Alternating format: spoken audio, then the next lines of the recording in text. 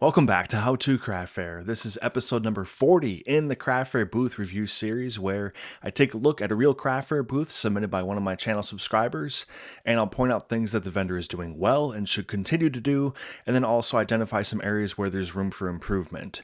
During the review, keep your craft fair booth in mind so that you can apply these tips in order to take your booth to the next level. Let's go ahead and get started. All right, so for today's booth review, it's a pretty special episode because it's the first time I'm covering a vendor's booth from somebody I already know. So today we're going to be looking at Mike's booth.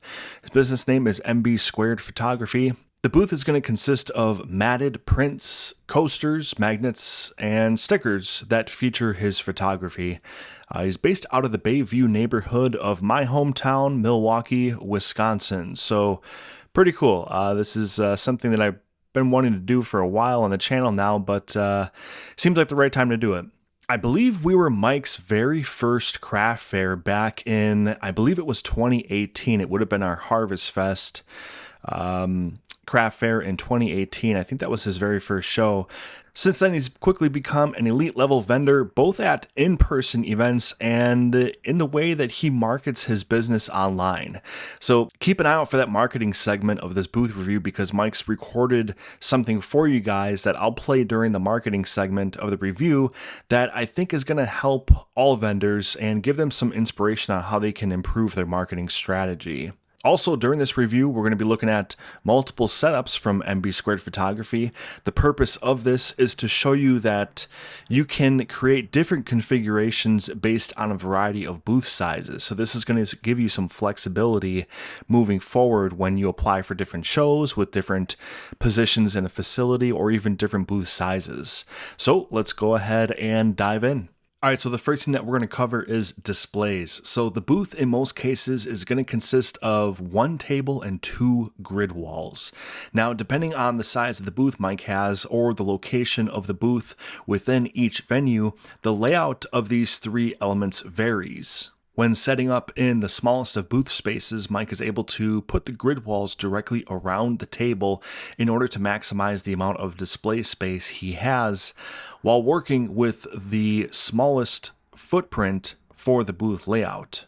Then for times where there's greater space to work with, he's able to spread things out a bit in order to utilize more of the grid walls for displaying products, while creating more of an open area in order to accommodate additional guests into the space. So now that we've covered the layout, let's take a closer look at how everything is being displayed. We're going to start with the grid walls. Each print has a white matted frame around it, which is convenient for customers to put these prints in a picture frame, but the white matting around the print bodes well for attracting attention to the prints. The solid color border really helps to let your eyes settle in on each photograph without the visual distraction of what is going on around the booth. So it creates a nice solid border visually in order to keep your attention on the photo. The prints are hung up on the grid wall using clips of varying colors that lean into the vibrant hues that are featured throughout the booth and in the business branding. If we take a look at the grid walls themselves, there are 4 walls in total. 2 sets of 2 that are zip tied together. What I really like about Mike's approach here to the grid walls is that he will make use of both sides of the walls by hanging prints back to back. This maximizes the amount of customers who can browse the booth at any given time by making the grid walls a 360-degree viewing experience. Now let's take a closer look at the table. For the most part, Mike sticks with the same table setup from show to show. As far as the displays go, there are 2 large bins that feature various prints of 2 different sizes to choose from, 12.5 inches by 12.5 inches and 8 by 8. I think my only suggestion with this is that the larger 12.5-inch bin is pretty tall. The sides of it come up pretty high, and it might be tough to see the print without looking straight down into the bin or by pulling each print out to look at it. Now the bigger bin on the left is shorter and it's easier to see more of the photographs, so that might be something to consider moving forward to make it as easy as possible for the customers to see your prints. Now on the far left side of the table is the board with the magnets, the coaster magnets. This adds some height to the table, and you've displayed the magnets neatly on the board so that things look well prepared, so well done here. Overall, Mike is doing a great job with the booth and its displays because he's extremely adaptable and versatile in how the booth can be configured. This ensures that no matter what kind of event he's at or where he's placed within a venue, he's got a setup that will work with just about any circumstance. All right, so let's go ahead and roll into pricing. So pricing at the booth is shown in multiple ways. The large prints are marked on the front and the smaller prints are marked on the back. This is just my personal opinion on this one, but I think that I'd like to see the same sticker that you're using on your large prints put onto your smaller prints as well, just for consistency purposes. And if people are kind of identifying it here, they might be looking for it here. So like I said, just for consistency purposes across the board. The stickers themselves are nice. The price color matches the business branding. Always great to see that being incorporated throughout a booth. I also like that you list the size of the item on the price sticker. Now there's also an absolutely fantastic general pricing sign that pops up in a few different spots around the booth. This gives the customer an overall breakdown of the pricing while offering shoppers the ability to bundle by getting a discount on their purchase when they grab multiple prints. So we can see a great example of that right here in the center of the screen. It lets the shoppers know that the 8-inch prints are $20 each or 4 for $60, and for the 12.5-inch prints, they're $40 each or 3 for $100. So on this sign, he's also informing the guests that the prints on the table are 50% off. Okay, we can see that in the red down here on the bottom. So there's like a discount section of the booth available for shoppers as well. So this sign is kind of covering a lot of different bases. There's also two great elements of this pricing sign. The top part lets the shoppers know that the prints are easy to frame and that they can ask Mike to get some more information on that. Then on the very bottom, we see some of Mike's accepted payment methods. The Square card reader, the major credit cards. So again, this sign is covering a lot of different bases and it's not occupying a lot of real estate at the booth. Overall, this is likely the best zone pricing sign I've ever seen in the craft booth review series. Yes, it takes a good amount of effort to design something like this, but it's time well invested. So again, job well done on this element of the booth. All right, so if we hop back to the table, there's a zone pricing sign for the vinyl stickers. We see that in the center right here. I can zoom in just a touch. All right, so that covers that area. Again, I like that you include the size of the product on the sign itself. The combination of the black, white, and the orange look great together and provide plenty of contrast for legibility purposes. The coaster magnets have their own zone pricing sign that has a built-in bundle offer. This is similar to the design that we saw on the prints on the grid walls, so great job with this as far as consistency across the booth. Finally, we can now see the discount bin. There are a couple of signs that let the shoppers know that all prints inside this bin are 50% off. You've done a great job of highlighting the discount area of the booth. This is going to increase the likelihood that you get those impulse purchases by creating a sense of urgency in the signage itself. So I like the exclamation points on this sign, again, to basically tell the customers, get them while you can. All right, so needless to say, you're crushing it in this category of the review. Keep up the great work on this element. So now we're going to go ahead and roll into signage. There's abundant signage at the booth. We're going to go around and highlight some great examples. The first sign I'd like to point out reads, all prints on display are available in both 8-inch and 12.5-inch sizes. This is good to see because if a guest finds a design they like, but they're only seeing it on display in a size they don't prefer, this sign at least lets them know that it's still available to purchase. Vendors, keep in mind, there's only so much square footage to work with at a craft fair booth, and this sign takes pressure off a vendor from feeling like they have to display every single item in every size possible, while also giving the shopper every opportunity to purchase what they want. Okay, so this sign is great because it just lets people know that it's available. You know, it's going to be available to purchase if they like it, and it's not quite the size that they prefer. All right, so another great sign at the booth is the one that says donating 50% of proceeds of Mike's Pride designs to the MKE LGBT Community Center. Vendors, whenever you're partnered up with a local cause or some kind of community foundation, you've got to find a way to have that featured somewhere at your booth. This is honestly something that you should also be putting on your vendor applications when applying to get into new events. So just keep that in mind moving forward, vendors, is that if you have some sort of local cause, that you have to have that tied into your booth, because that's just going to incentivize sales. And on a side note, I like that all the signage at the booth, the design, it looks fantastic. It's exciting, it's vibrant, yet it's easy to read and visually digest. So there's definitely a balance there, and finding that balance is really important in your signage. You want it to be eye-catching, but you don't want it to be too busy where it looks impossible to read and you have to really take a long time to visually digest it. So there's a nice balance here, and that's something that I definitely wanted to point out during this booth review. So now let's make our way back to the table, and I'm going to point out a sign that we've never seen before in the booth review series. There is a Google review sign where you can take your phone out and either tap the sign or scan it with a QR code, and it will immediately give the visitor an opportunity to give MB Squared Photography a review on Google. Now, Google reviews, they go a long way in helping a small business owner get their business noticed and kind of back you up with some credibility. And for the vendor, it's great to receive valuable information to ensure that they're doing all that they can to give shoppers a great experience. So I really like this sign. Again, it's something that we have not seen in the booth review series so far. And it's great to see that you're willing to put yourself out there in real time to get those reviews. Also on the table is another accepted payment method sign. We see Square and then the major credit cards that are accepted at the booth.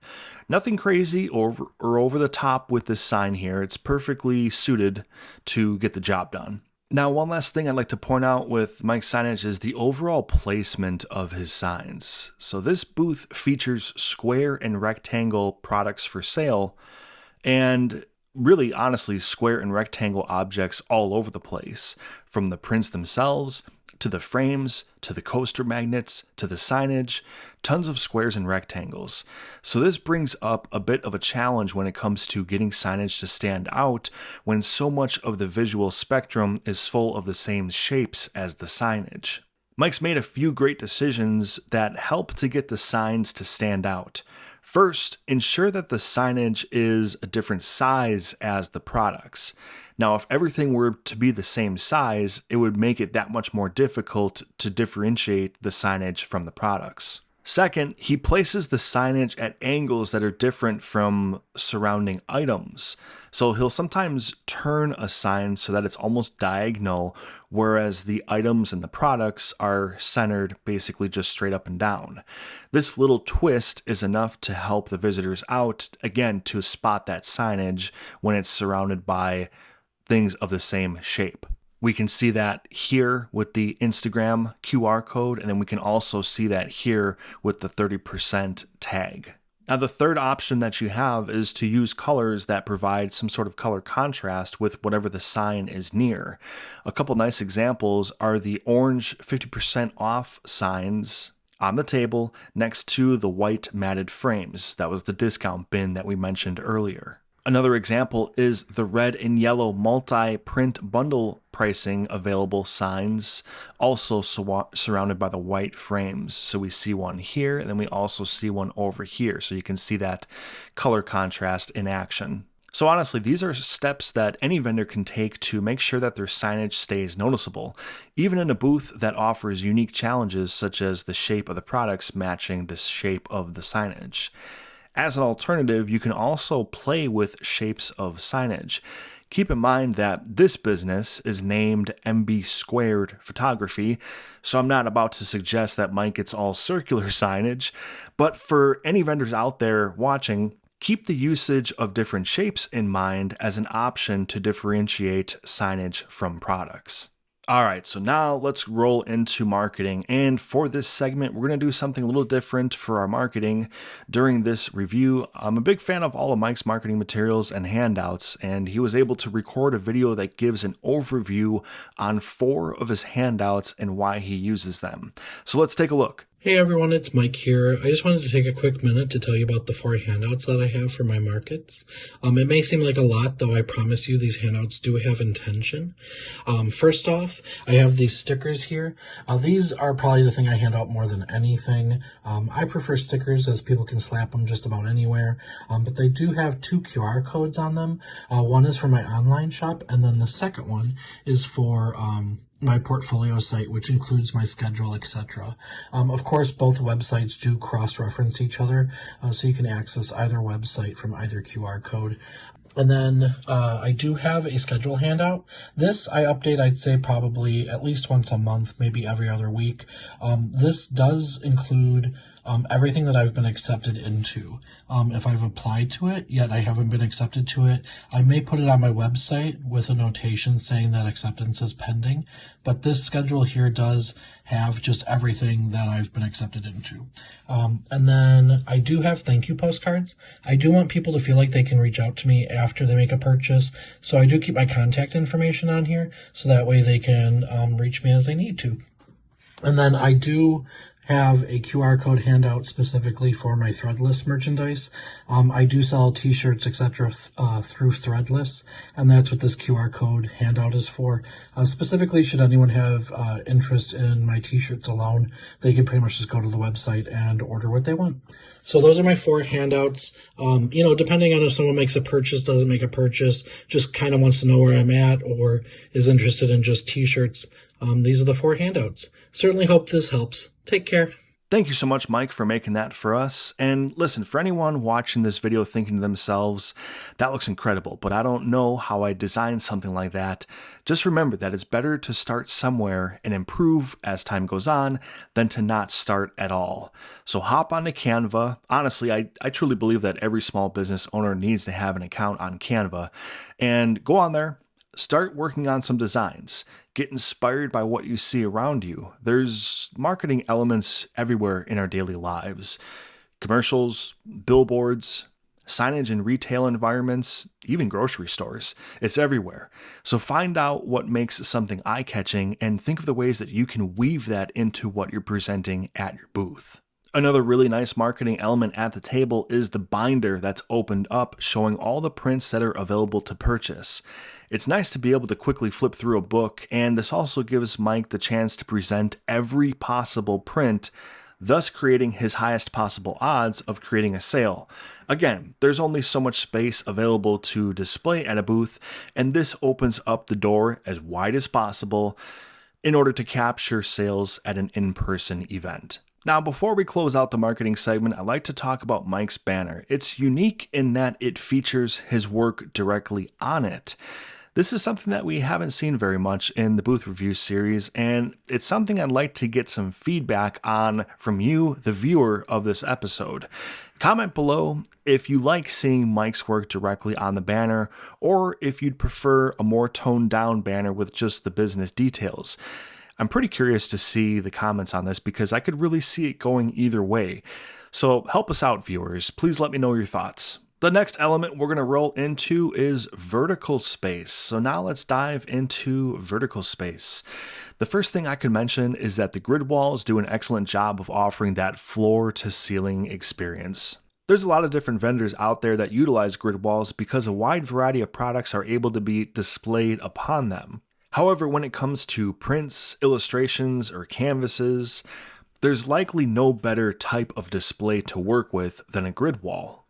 And again, the fact that you're able to move the grid walls around based on the type of booth that you have at any given show obviously goes a long way in ensuring that you'll always have some kind of vertical aspect to your setup. When it comes to the table, I think that there's enough going on that provides for some nice vertical usage. In particular, the coaster magnet sign gets high up off the table and enables you to display several designs. The bins are a smart idea in that you're able to have tons of designs of prints out there that people can flip through. And of course, the discount bin is especially nice for visitors. What I might consider doing though is putting the coaster magnet sign in the middle of the table and then having bins on each side of the magnet display. The reason for this is that visitors might stand and flip through the bins for a decent amount of time, and by having bins on each end of the table, You can accommodate people standing at both ends at the same time while browsing through those prints. Now, with them all on one side of the table currently, if one person is flipping through the bin, that might deter another person from approaching since they're currently very close together. Other than that, though, there's really not much else to comment on. You're doing a great job with the usage of vertical space at the booth. So now let's roll into colors, contrast, and texture. The business branding features 3 colors predominantly: black, white, and orange. These colors are sprinkled throughout the booth in various ways. We see it in the table banner. We also see it in some of the signage and marketing materials. When it comes to the products themselves, there's an endless amount of colors for the eye to absorb. This makes sense, though, at a photography booth. Now again, before we mentioned, the table banner is essentially doubling down by having the photography featured all over it. Would it be beneficial to make the banner more solid and let the prints throughout the booth do the talking? I think that there could be a valid argument to be made for that. Now, when it comes to contrast, this is a strong suit at the booth. We already mentioned before how the matted frames provide great contrast in order to focus on each photo. This also alleviates any issue that may arise from the grid walls repeating pattern being around the prints. If there's one challenge that grid walls introduce into a craft fair booth, it's that constant repeating pattern that they create. So vendors always need to find some kind of way to ensure that their products stand out well against that sort of repeating background. So in this case, the border of the white frames do a great job of breaking up that pattern. For texture, there's not a lot of texture at the booth, but it's not really necessary here. One bit of texture that looks really nice, though, is the coaster magnet display. I like how the solid magnets appear against that dotted backdrop. Overall, though, I generally dive pretty deep in this segment of the booth review series for vendors, but this is a unique case where the products themselves cover so much of the colors and contrast that's needed at a booth. So just keep on leaning into that orange, black, and white in other areas and all as well. All right, now let's roll into strength of theme. So the entire booth features Mike's photography, from the prints to the coaster magnets to even his online merch items on Threadless. Everything at the booth is based around his photographs. So this means that strength of theme is functioning at a high level. There's a wide variety of photographs, from color to black and white, from urban to landscape. If you're a Wisconsinite, there's a little bit of something for everyone. Mike's trademark design has become the 2 Milwaukee and Wisconsin prints that each featured 9 photos from around the city and around the state, overlaid with the letters of that area. So Mike will likely be expanding upon this series, maybe just locally with different neighborhoods, but perhaps one day elsewhere. Only time will tell. But yeah, when it comes to strength of theme, I think it's doing a really good job of showcasing a lot of variety while still definitely staying within that niche. All right, so now let's talk about accessibility. And when it comes to accessibility, I'm referring to a few different elements. First, safety. Are there any kind of safety hazards? There's really nothing to worry about here. No cords running across the floor, no tablecloths rolled up on the floor to become some sort of a tripping hazard, and there's really nothing that's likely to tip over, so all is well here. Now, the second thing when it comes to accessibility is, are the shoppers able to physically get in and out of the booth pretty well? And again, based on how Mike's setup can be configured in a way that suits any size of booth or layout, this ensures that customers will be able to get in and out easily. Again, to circle back on the fact that you put prints on both sides of the grid wall, this also maximizes the number of customers that you can have at your booth at any given time. Then, when we consider the table, would putting the magnet display in the middle of the table and some print bins on each side of it provide even more room for customers to shop from you simultaneously. That's definitely something to consider. The third element of accessibility I can review is, are you able to attract shoppers from a distance? How close do people need to be to your booth to understand what's being offered?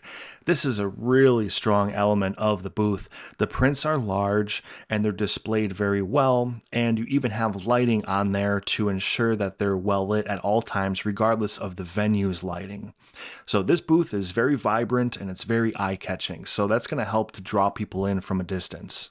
And finally, the last element of accessibility we can analyze is how close do people want to get to the booth. The booth is kept tidy. Now, I think the boxes under the chair here could be improved though. These are Mike's supplies for when a transaction occurs, so a bag, things like that, and I feel like this is one spot of the booth that could use some work. The exposed boxes just feel like something didn't get stowed away, so at the very least, if the supplies aren't relocated to a more hidden spot, then I'd consider investing in some kind of containers that look like they belong. A couple of orange storage containers, perhaps, or plastic bins. Just give this some kind of consideration and think about how this can be leveled up a bit. All right, so now we're going to go ahead and roll into general use of space. The versatility of this booth design is its strong suit. Being this adaptable to different sizes of booths, even different spots within a venue, is incredibly valuable.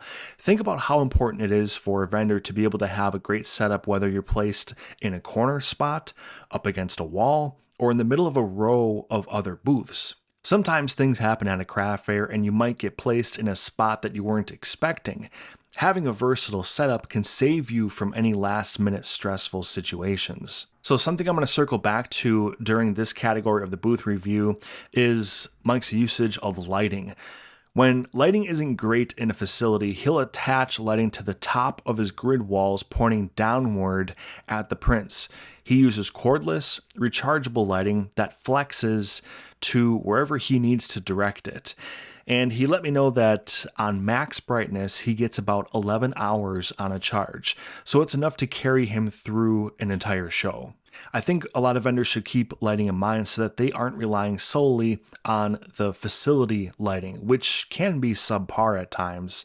There's also challenges that might arise if you're an outdoor vendor and you experience an overcast day and the natural light isn't great. So basically, this is about taking matters into your own hands so that you have control over the situation you're in, and this is going to prevent some struggles you may encounter. All right, now we're going to talk about the eye test, and the eye test is the 1 or 2 seconds that a visitor is walking by, and what are you doing as a vendor to get visitors to stop and check out your work? So the eye test is very strong here. If you're into photography and you're in Wisconsin, there's going to be something here for you. I mean, there's a lot of really cool references, whether it's sports related or food related or just, museums, landmarks, natural landscapes. It's something that anybody living in this area would definitely recognize. And the fact that he offers bundle pricing, there's great signage at the booth. It's very vibrant, eye-catching. He gets a lot of people that purchase for themselves as well as for somebody else. So offering bundle pricing, that's definitely a big attractive trait because it's going to encourage those multi-item transactions. So yeah, there's really a lot to like about this booth. Please give Mike a follow on social media.